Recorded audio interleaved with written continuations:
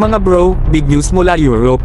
Ang Netherlands ay magpapadala ng 2 Patriot Air Defense Systems papunta sa Poland matapos ang isang insidente kung saan isang hinihinalang Russian drone ang bumagsak sa isang cornfield sa Oseni, Eastern Poland, noong Agosto 19 hanggang 20. Malinaw na hindi ito simpleng aksidente dahil nagdadagdag ito ng tensyon sa Eastern Europe lalo na't patuloy ang gyera sa Ukraine at ramdam ang pressure sa mga bansang kalapit nito. Ang Patriot Air Defense System ay isa sa pinakasubok at pinakamaaasahan sa buong mundo. Designed ito para salagin at pasabugin ang mga papalapit na missiles, drones, at maging aircraft kung kinakailangan. Kaya ang pagpapadala ng 2 units nito sa Poland ay hindi lang simpleng tulong, kundi isang malinaw na pahayag, handa ang NATO allies na ipagtanggol ang kanilang teritoryo laban sa anumang banta. Mga bro, isipin nyo, kapag nagkaroon ng Patriot battery sa isang lugar, halos imposibleng makalusot ang kahit anong drone o missile na hindi natatamaan.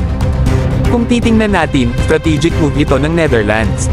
Una, pinapakita nilang hindi sila manunood lang habang may mga insidenteng ganito na posibleng mangyari muli. Ikalawa, ito ay parang warning na rin sa Russia, huwag niyo subukan lumapit palalo sa teritoryo ng NATO members. At syempre, malaking morale boost ito para sa Poland na nasa frontline ng security sa Eastern Europe. Mga bro, kung ikukumpara natin ito sa sitwasyon ng Pilipinas, makikita natin ang laki ng gap pagdating sa air defense capabilities. Kaya habang nakatingin tayo sa mga kaalyado natin tulad ng US, Japan, at maging Europe, dapat nating makita na ang ganitong klase ng system ay mahalaga para sa depensa laban sa external threats.